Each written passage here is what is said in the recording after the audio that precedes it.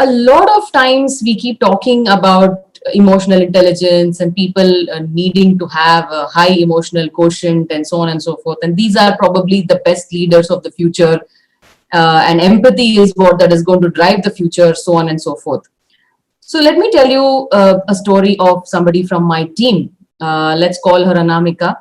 And let me also put a disclaimer here right away that the story, the incidents are true, but the name is fictional, and any resemblance to anyone real or fictional is purely coincidental. So we need a name so that the story is understood. So I'll use the name Anamika. Okay, so Anamika was a member of my team. She used to operate from another city, and she was my direct report. And she was someone who was seen as an excellent people leader. She used to manage the HR team for another office and directly report into me. Amazing strengths. Anamika had amazing strengths, I must say. She was someone who would never pass on any pressure to her team. She was someone who could face a lot of heat that would come in situations and from the management, and she would have such a calming effect on her team. That was something really remarkable about Anamika. And when her team would come under pressure, she would be the one who would very quickly roll up her sleeves, reach out to them, calm them down, help them with solutions, and she would always be available for the team whenever they were there. So her team loved her. In fact, when I was talking about moving her to the headquarters, there was a lot of resistance from her team because the team simply loved her. I was also very comfortable with Anamika the way she was with her strengths, because for me, it was someone whom I could very easily rely upon when I had a task on hand. So if I had to launch a new initiative, if I had to run an HR drive, Anamika was someone who was my first and obvious choice, because I knew that it was very easy for her to get the right people, mobilize the right kind of activities, get the right resources to start working on them, and also deliver without coming under any kind of pressure. So for me, Anamika was the obvious choice. So I was very happy with her in the capacity of her manager. Her team was extremely happy with her. There were situations where we were wondering who would be my successor. So when I used to sit in the CXO meetings and we were doing a succession planning exercise, I thought it was easy for me. I thought my successor was ready, and I felt that I would get Anamika on board, recommend her name, and it would be an absolute unanimous acceptance by everybody. And to my surprise, management did not find her good enough to become my successor. That set me thinking, what is it that Anamika lacked? Because I found her to be extremely self-aware. She knew what she was all about, and she had an extreme level of awareness of every individual in her team. She could understand capabilities of people who are to her. She could understand what were the needs of the management too. And she absolutely knew what I wanted. Then where was the problem? What is the trap that Anamika has put her into? And that set me thinking, and I was wondering, let me look at the nuances under this broad topic of emotional intelligence, and let's try and see what is it that actually stagnated Anamika's growth. So I tried to observe her behavior, and I also tried a few experiments with her, giving her certain situations to handle. And one of the things I found is, I wanted her to come up with a process by which I can identify the non-performers in her region, in the region that she was handling, because we were going through turbulent times. Business was at an all-time low, and we had to take certain decisions on dealing with manpower and all of that. So I thought Anamika is going to be a great person for this role. And I told her, come out with a framework by which I can identify non-performers and come out with a methodology, come out with a kind of a script which we can use to talk to them and to make a business case to the management before that, and do something for downsizing people. And I realized that Anamika was struggling. She was struggling. And for someone who has been able to take every task that was given to her amazingly, this was one task where I found her really struggling and she just couldn't progress. I was talking to her and I figured out that probably she has a hesitation to take these hard calls. She has a hesitation because she knew that if she puts a framework, and if she figures out that there are people who are non-performers, then they are the ones who are going to get upset. And the very fact that people are going to get upset with these hard decisions was upsetting her. Okay, and she was not able to fathom the fact that the organization is going through a difficult time, and we have to take certain steps in order to ensure that we sail through. And these are going to be a little bit tough on the people, but we need to figure out where our priorities are and we need to do the right thing. It was not about actually downsizing people, but it was only about making a choice on how to do the right thing and which is the right thing. There was a struggle. She was unable to really come up with a methodology to take those calls. There was another incident where I was trying to defend her in front of the CXO team in trying to look at her succession to my role.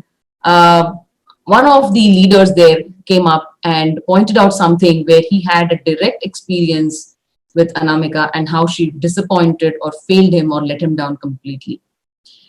And what he had told me there in that meeting is something which came to me as an absolute shocker, and I had no clue that had happened. So apparently there was a shortage of parking slots in the office that Anamika was posted at, and she was given the responsibility to come out with a way in which parking could be synchronized so that everybody gets enough time so that they're able to get the parking lots, and some kind of a rotation model. And she couldn't do it. To me, it was a very simple mathematical practical model that one has to put in place. But he felt that I waited for her to respond for 2 weeks, and the only response I kept getting is that it shall be done, you don't worry, I'll take care of it. But nothing moved and my problem continued, and I had to jump into it and solve the problem. So what was happening in this situation?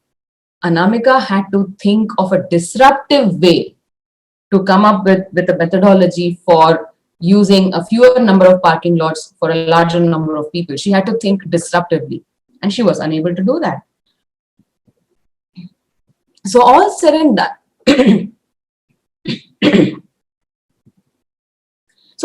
done, what was happening is Anamika was finding it extremely difficult to please people. And when she was finding it extremely difficult to please people, if that was the situation she's in, she was just running away from those situations. All that she could do very well was keep everyone happy, keep her team happy, not pass on the pressure to the team, keep her manager, that is me, happy, because she would take on all the load of work from me.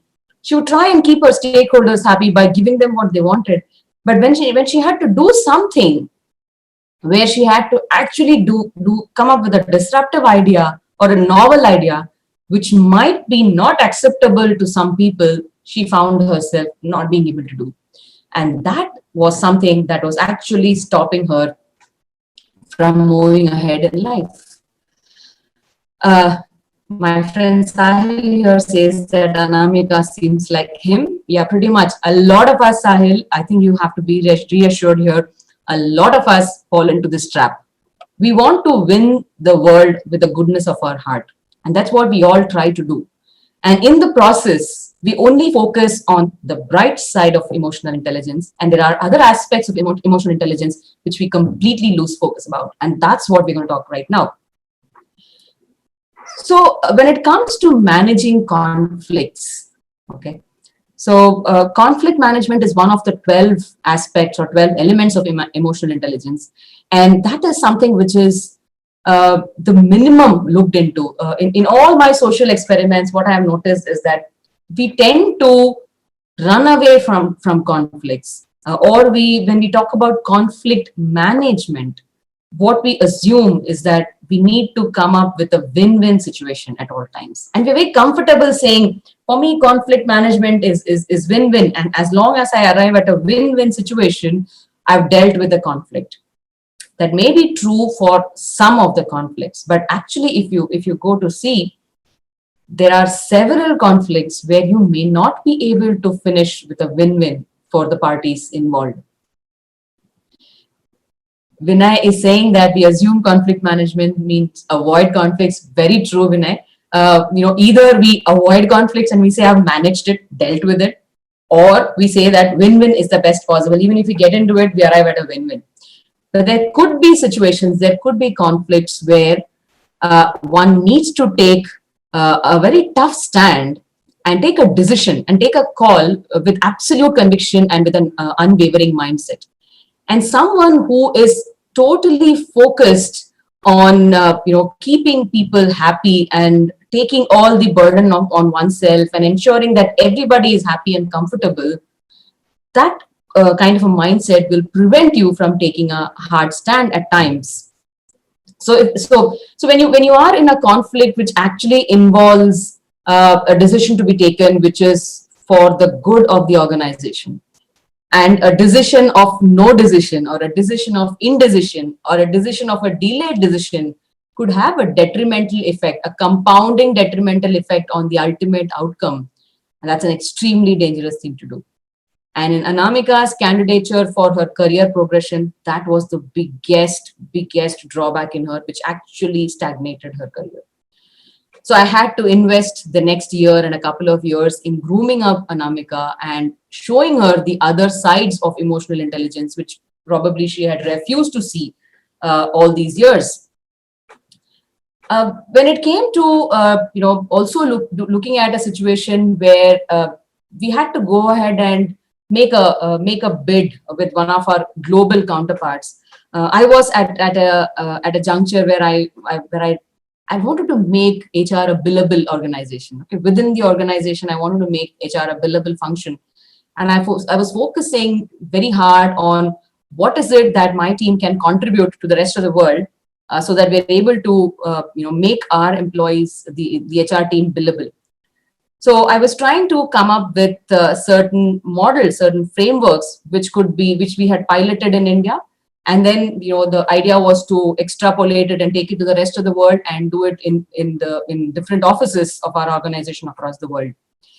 And when I was discussing this with the team, the first resistance to it came from Anamika. And she said, I don't think this will work. It's too big a risk. Right? I noticed that, then I was trying to decode that what does she think is a risk here? Right? So in my several conversations that followed, when I was asking her that, why do you think that this is a risk? She started saying, what if it doesn't work? What about our credibility here in India? What about, what would people think if we don't do a great job in the rest of the world?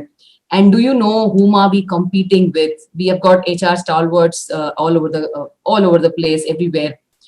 So there's a lot of fears in her mind, and I noticed that Nandita is saying fear of uncertainty. Yes, fear of uncertainty, fear of failure, fear of consequences.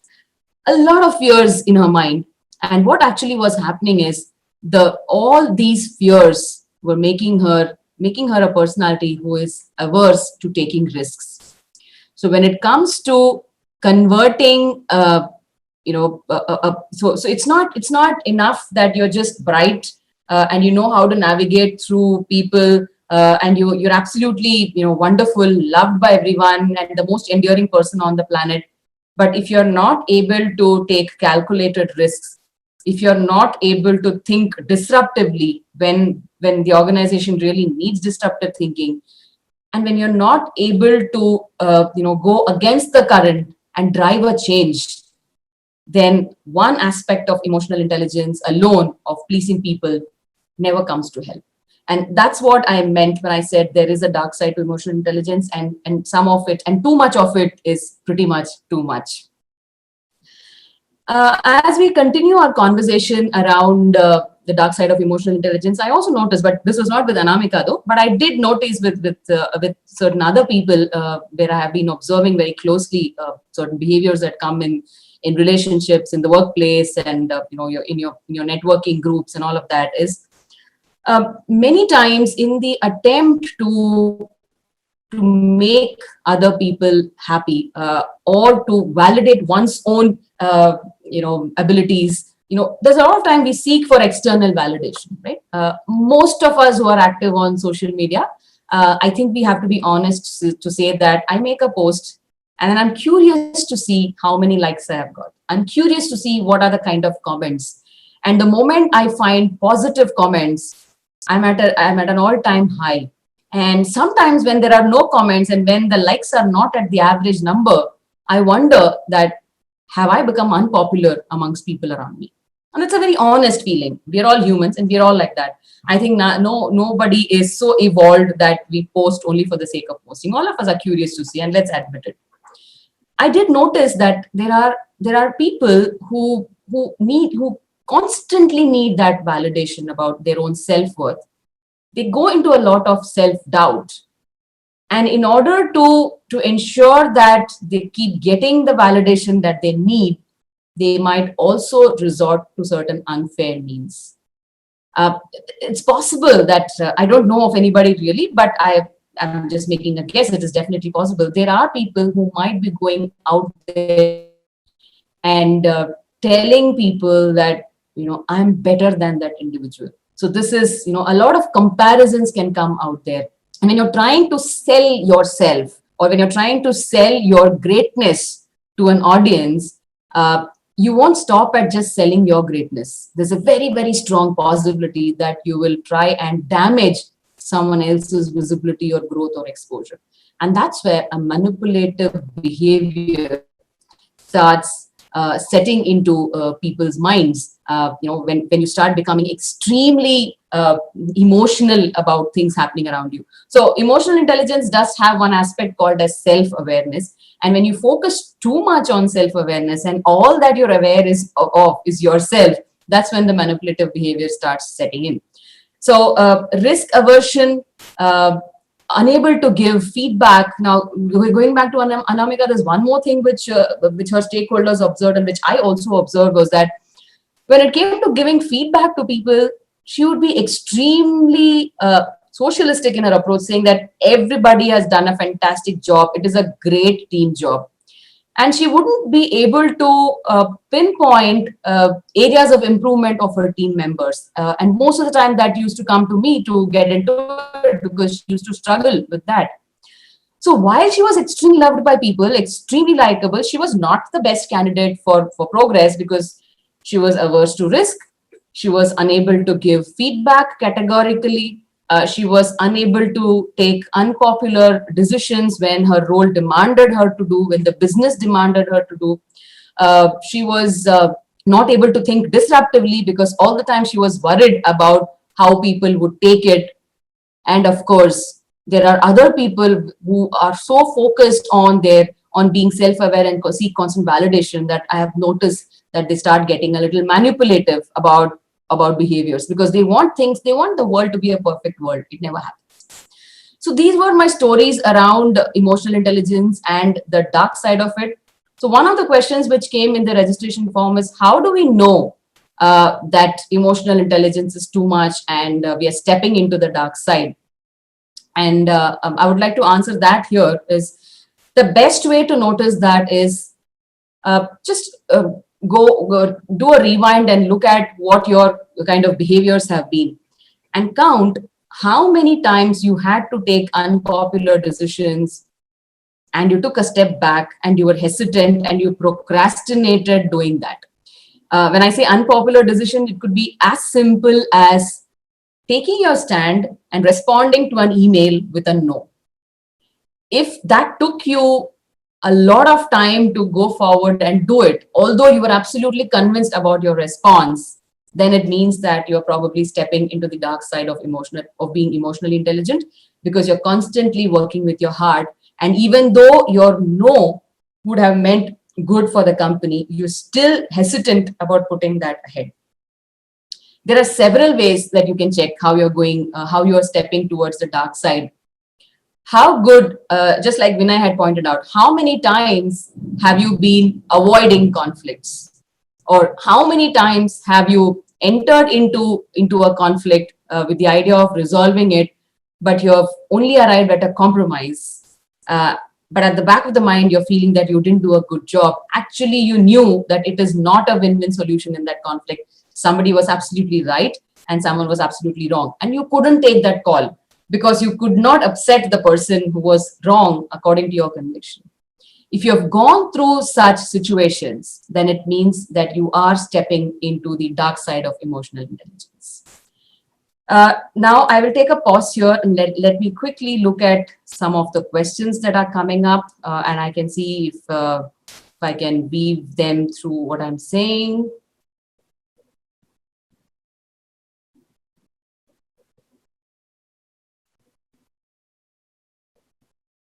Okay, it'll be great if people can unmute and start asking questions, because I see a lot of questions and I don't want this awkward silence of me trying to read it without my glasses and all that jugglery. So anyone who wants to unmute and start a dialogue, this series is called a dialogue masterclass. So let's continue with the dialogue. So anyone who would like to make the quick start, please unmute and start talking, and we'll take a conversation from there.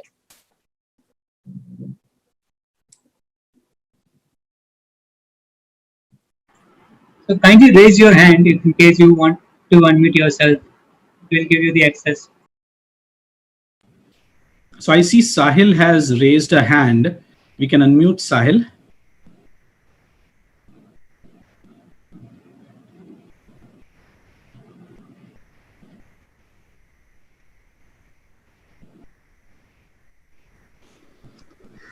Hi. Hi, hi, Arini. Yes, Sahil, good afternoon. Tell me. Good afternoon. I'm saying that after listening to this, I feel that I'm completely on the dark side of the A spectrum. lot of us are. No worries. A lot of us are. Yes. Because a lot of things that you just said, no, I could just recollect and just remember a lot of instances where this has happened, and it was like very much similar.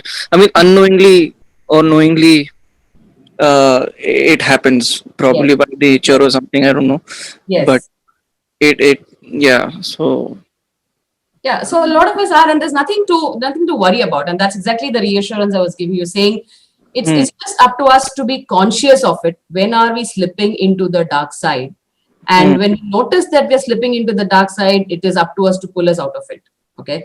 Or if we are unable to do it ourselves, because that itself it will be going against you, because that itself is a risk and there is a fear of uncertainty. You can seek help with someone who is willing to pull you out of it. So in my story, if Anamika had, if I had not discovered it myself, probably she would have reached out to me, because we had a fantastic equation. So she would have reached out to me for help if she felt that she was falling into a trap. But good for her, good for all of us. It came out very well, and I was able to pull her out. And actually, that brings me to Radha's question. Radha from Hyderabad. We can tell Anamika. We can tell that to Anamika and train her to handle it better, can't we? Yeah, absolutely. And Radha, that's what I kind of resorted to doing. I took her into confidence and was very, very transparent in speaking to her about what happened in the discussion about her career progression and where were the pitfalls and what is it that people noticed. And we worked through it. So I had to actually expose her to the areas of emotional intelligence, those aspects of emotional intelligence which she had probably not traversed into very confidently. So that's exactly what we did. But that was driving a mindset change. And anyone who has attempted driving mindset change, that's not something that happens overnight. That's not something that happens very easily. One is, it required Anamika to first acknowledge that she was slipping very rapidly into the dark side of emotional intelligence, and she was only working with her heart at all times, and she was not working with her head at all. It took her a lot of time to understand that that is not how she should be doing it for herself, because she was ending up in burnout. She would go out of the way all over and try and be helpful to people. Okay. And even when it is practically not doable, she would stretch herself beyond all means and do it. I have known her sacrificing sleep for days together in trying to be useful to people. Now, at some time, if she does it and she doesn't get the kind of response that she's expecting from people, it would frustrate her to no end. So I had to work a lot on her behavior to get her out of this. Yes, but in fact, that's what we did. Yeah, so we have one more hand raised from Komal. Yes. So Komal. Good afternoon, ma'am. Yeah. Good afternoon, Komal. Yeah, actually, there was this one part where we were talking about people or employees seeking external validation. Yes. Which is related to your self-worth. Yes. And you had mentioned about the unfair practices which people indulge into. Yes. Can you please name some of those unfair means and practices? Yeah. So when we're seeking external validation, it's usually what I actually meant over there is when you have a certain self-worth, okay, and you want to hear things about you from people that will please you and that will add or endorse whatever self-worth you have in your mind about yourself, right?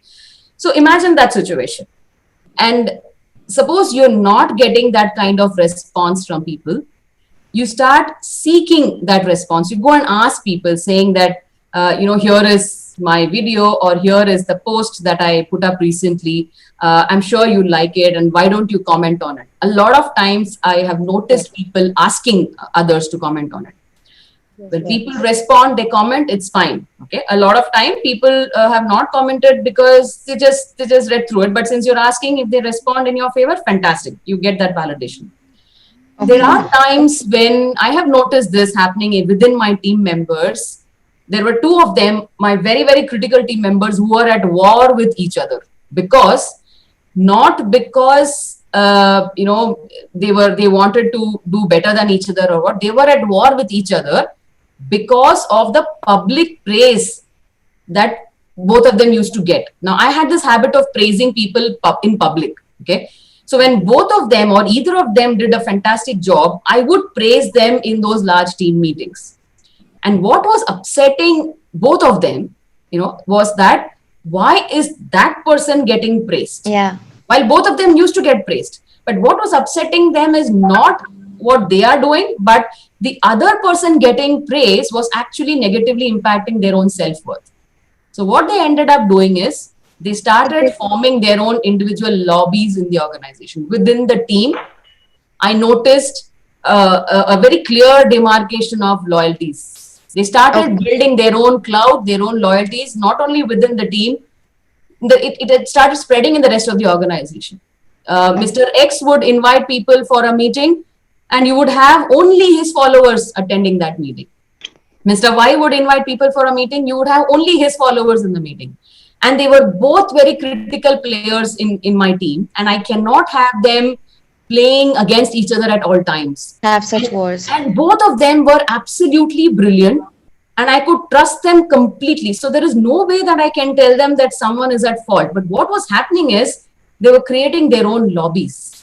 And in a way, that's how unions also get created. Now, when employees notice that they are creating their own lobbies, it was very, very easy for employees to play one against the other, right? And they were actually making themselves so vulnerable in front of the organization, and they would go talking to people saying, do not attend this person's initiative.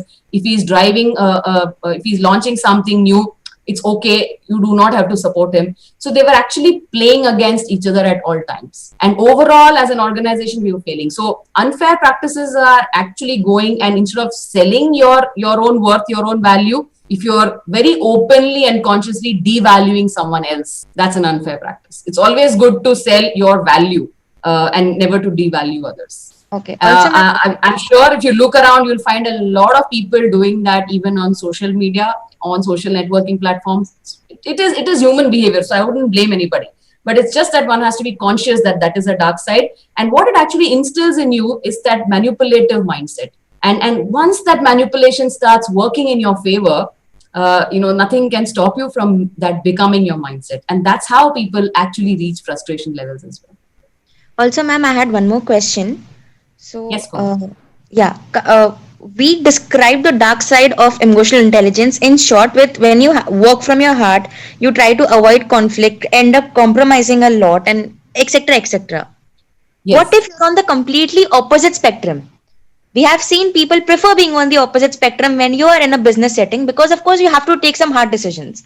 Yes. But at the Yes. same time, what if you're always so tough that you do not realize the genuine situations which happen? Correct, exactly. So that is also the dark side. That is, in fact, somebody who only works with his or her head at all times, okay, and does not have the heart to play a role at all in decision making, is someone who is very low on the emotional quotient, because it doesn't think with emotions at all, and is not able to acknowledge or even understand emotions.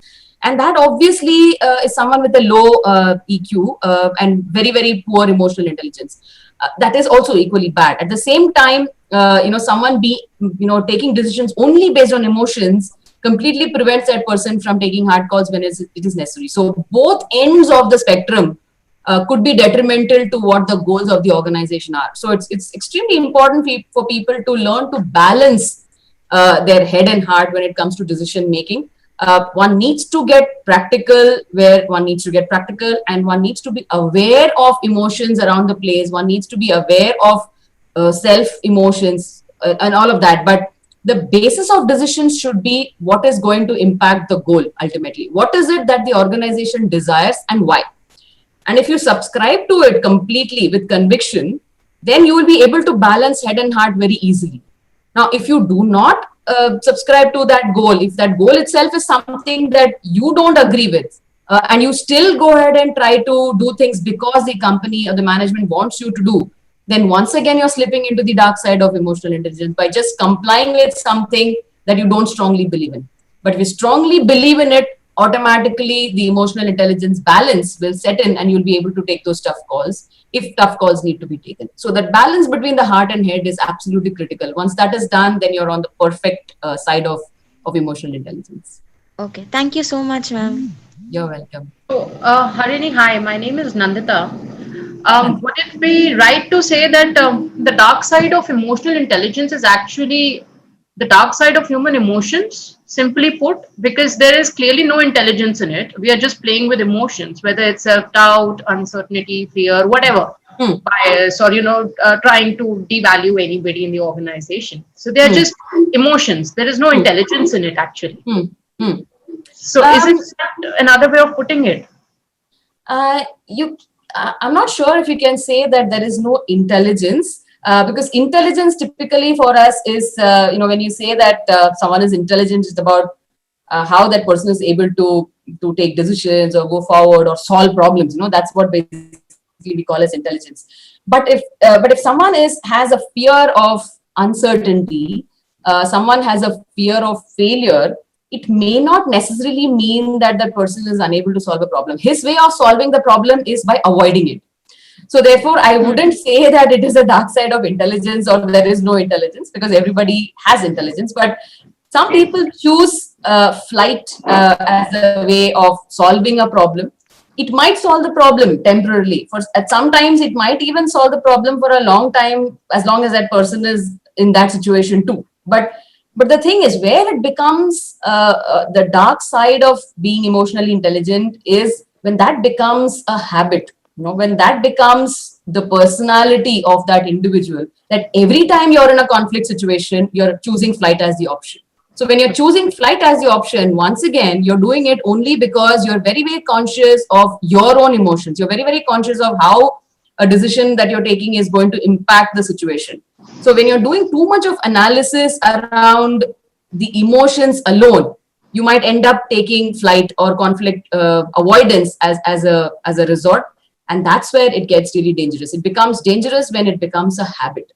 Once in a while, it might be a wise thing to do, because it depends on how big the conflict is. If it's smaller conflict, avoiding it may be the wise thing to do. And that is again where you're emotionally intelligent. You should know which conflicts are the ones you need to resolve, get into and resolve, and which are the conflicts which anyways you know will die out. And being intelligent, it is definitely being intelligent, but it depends on how much you want to enter into. And how do you correct it? I mean, in case of Anamika, had I been in your position, I would have probably counseled her through it, told her or shown her the other side. But then when you do a daily counseling with somebody or a repetitive counseling with somebody who's already on the dark side of an emotional imbalance, I would like to put it like that, then it might not come out positive. The chances of it getting negative are also there. So how do you deal with this then? See, there's always a risk of the change not happening. Okay, especially when you're dealing with behaviors, you can't really give a guarantee that whatever you're trying to do is going to change a particular behavior. But definitely, behavioral change is something which can be driven with a lot of reinforcement approached, sessions, trainings, or whatever. So what I did in the case of Anamika is I wanted that change because I truly believed that she had capability to become my successor, which she eventually did. So I had a very strong conviction about her capability in terms of the functional capability. And I did not want to give up because of these aspects that were coming about her emotional intelligence and not being on the bright side of it. So all that I kept doing with her is I took the approach of reinforcement training or a reinforcement counseling, where I wasn't only counseling her. What I was doing is I was showing her her career goals, and I was trying to tell her what is it that is required in her for her to get there. So rather than telling her about what is it that she needs to develop, my focus was entirely on this is the role that I'm grooming you for. These are the situations. These are the situations that I deal with. And if you are there, how would you deal with it? I would make her think about it. I made her shadow board me for a long time, for about 6 to 8 months. Officially, she was shadow boarding me for 8 months, or maybe it was even longer. So I made her shadow board me in the sense I would be there, but she would have to step into my shoes and she would have to go through situations, and I would observe her on how she's reacting or how she's responding and give her feedback on that. And each time it would be based on what is the goal that she has in front of her. It was a lot of effort though, but it was worth it. One is because I was absolutely convinced about her capability. It was only thing was to drive her behavior. But there's always this risk. Now, suppose she was someone who herself gave up and said that, look, I don't want to take your place. If that didn't come from her, from within, then no matter how much of effort I put in, it would not work, or it would work negatively. For that matter, if it didn't come from her, if it didn't come from within her, then I shouldn't even be investing so much of effort in her to drive her behavior. If she's comfortable and if she believes that what she's doing is right, then so be it. So that's a call you have to take, whether you really want to correct her or not. Thanks. Thank you so much. Thank you. Radha from Hyderabad has a question. So yeah, Radha. Hi, Harni ma'am. This is Radha. So I have a question about the team. So usually in a team, like these days, everyone has goals, and each are working together. But in the other way, simultaneously, they are competing against each other. Yes. So here, when there comes a situation when the one person is lowered down with a skill or with some set of skills, and the other person is good at it, so here the emotional intelligence, they remove the emotional part of it, they use the intelligence part of it, and then they approach and they just pick it from there, and then they start using it that in their favor for their success. So how do you think the emotional intelligence works here? Yeah, this is exactly what is manipulative behavior. When people, instead of looking at what they are good at and trying to demonstrate deliverables to the best of their ability, when people start leveraging other people's failures for their own personal growth, that is exactly what I meant by manipulative behavior. right? So sometimes the extent of manipulation can go so far that even when someone else is not demonstrating failure, you might still end up showcasing that person as a failure and leveraging on that for your own success. And this is an extremely dark side of emotional intelligence. And why it is still called emotional intelligence is you're putting a lot of emotion into it and not thinking with your head. And when you're putting a lot of emotion into it, you're deliberately looking for the failures and the incompetencies of the other person, and you're converting that into stepping stones for your own success. So that's the extremely dark side of emotional intelligence, and that's where, when you're working too much with your emotions and not applying your head to it, people do tend to fall into that, and that is extremely dangerous. And if that has to be noticed very, very early, and corrective actions need to be taken. So it's not something that one should say that this is what happens in a competitive world. This is not competition, this is manipulation. Yes, ma'am. I have one more question for in respect to leaders. Yes. So, leaders are always connected to people. So there should be some kind of emotional connection in order to understand the people and their skill set. And sometimes they also go out of the board to understand that particular team or particular individual. Hmm. So there will be an emotional connect with the team members definitely. Yes. Yes. So, in case when they have to take in hard decisions like this, Hmm. so is there a probability that they might lose the trust of the team? Very well said. This is an absolutely brilliant question, because that is where one needs to know how far one can go when you have to deal with a situation like this. I had a situation where there was one team member who was, she was my star performer. She was an absolute star performer. In terms of her skills, in terms of her accuracy, in terms of her response time. She was not my direct report. She was an indirect report, but brilliant girl.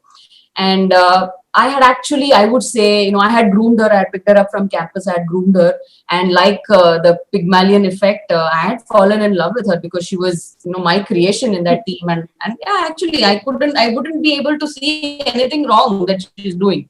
Yes. But there was a situation where I noticed that she was not only making errors, but she was also, bad mouthing some people, because she had become very close to me. Okay. So there was a very strong emotional connect between me and her. And she was actually leveraging on that and becoming manipulative. Okay. Now, when that came to light, if I continued to feel very strongly for her, if I still felt emotionally connected with her and did not do anything about it or ignored it, I would have lost trust between all the other team members. Okay. Yes, that's correct. Now, I had to take a hard stand there.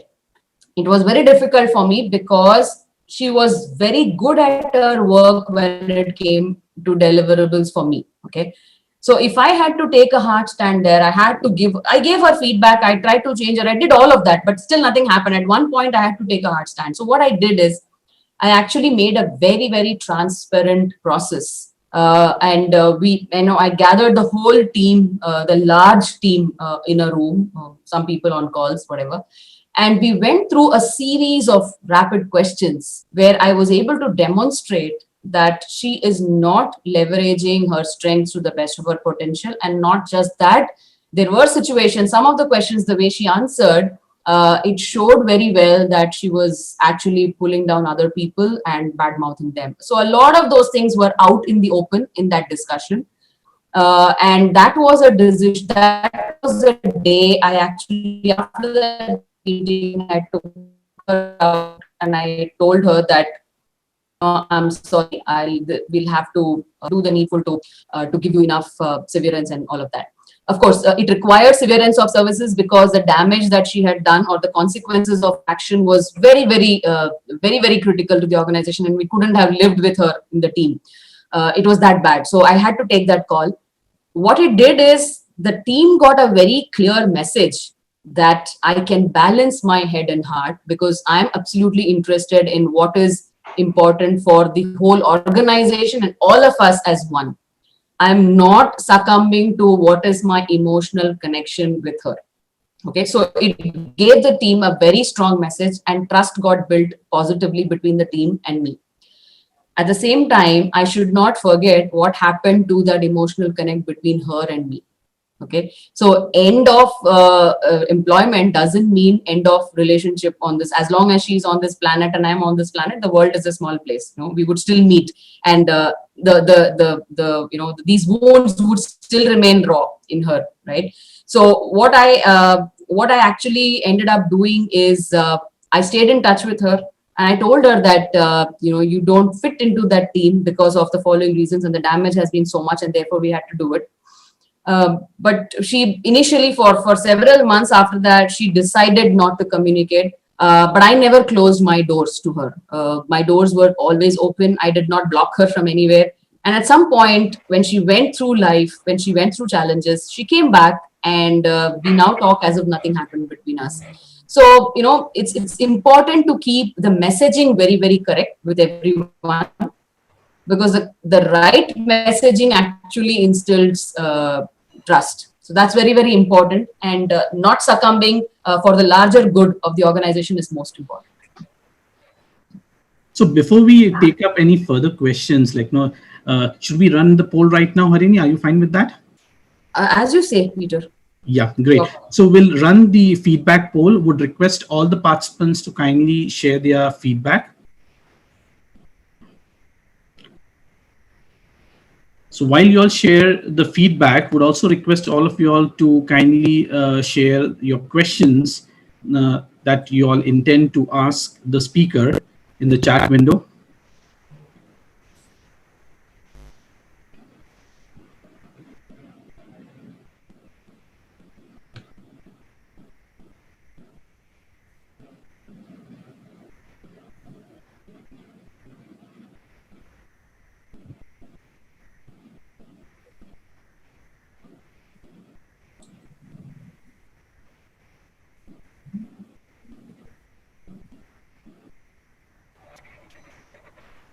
Hi Harini, how are you? This is Aisha again. Hi, Aisha. Good to see you. Yeah, I was also a bit curious, when I got this invitation.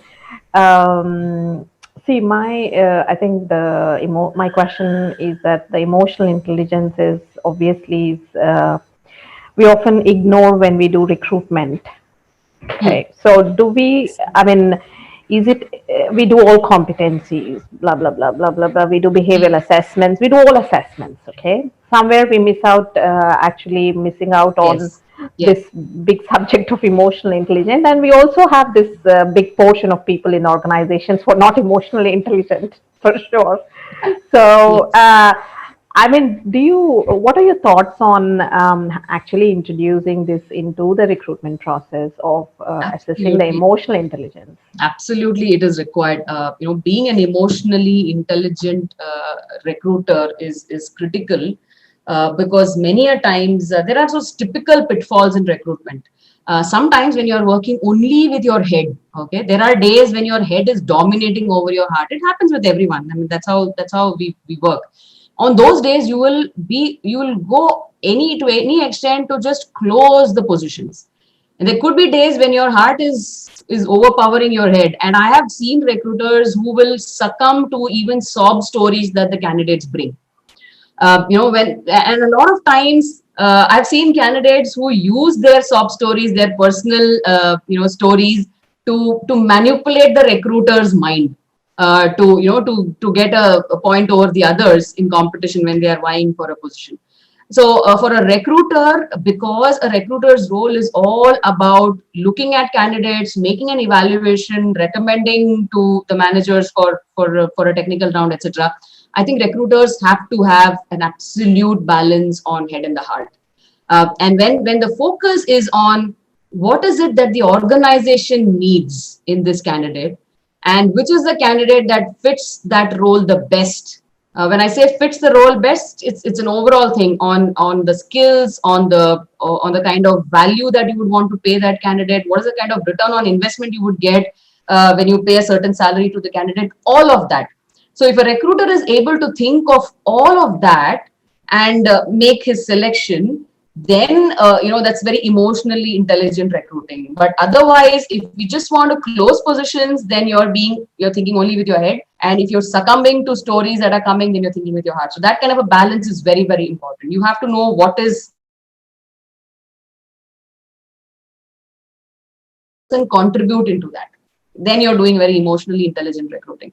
But I think emotional intelligence is something which has to be consciously practiced. The 12 elements that are there, I think it would be a great idea if people are able to think through those 12 elements and see where they are lacking. Conflict management, for sure, is something where all of us will want to work on, especially all of us who want to win the world with our heart.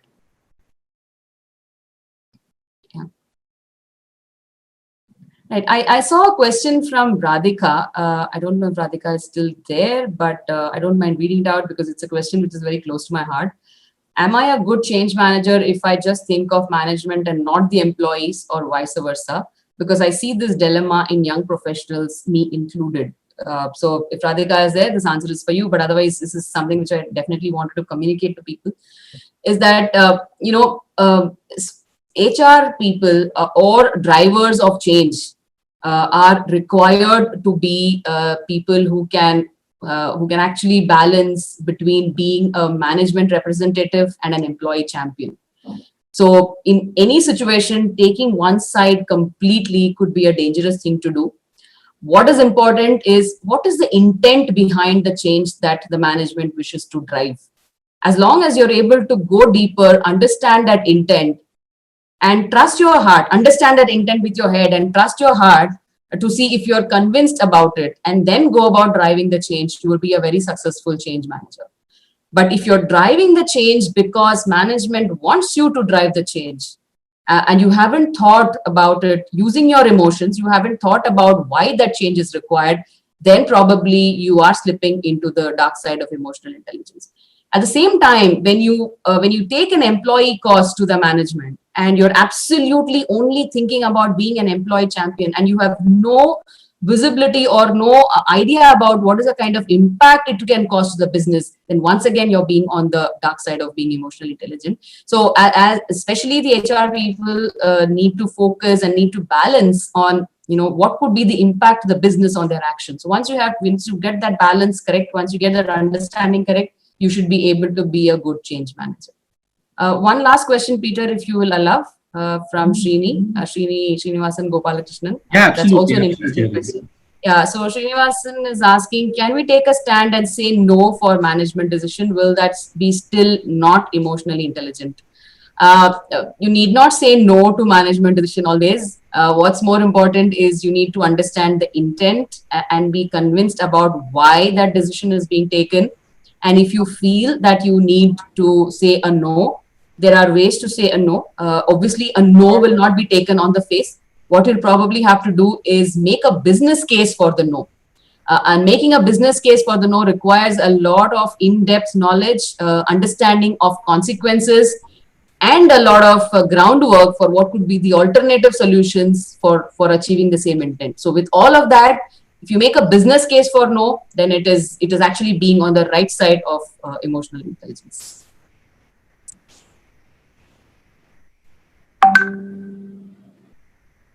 Vanita is asking, how do we deal with the kind of people who are constantly trying to manipulate our emotions for their own benefits? One is, if you are able to pinpoint that, insulate yourself against those people.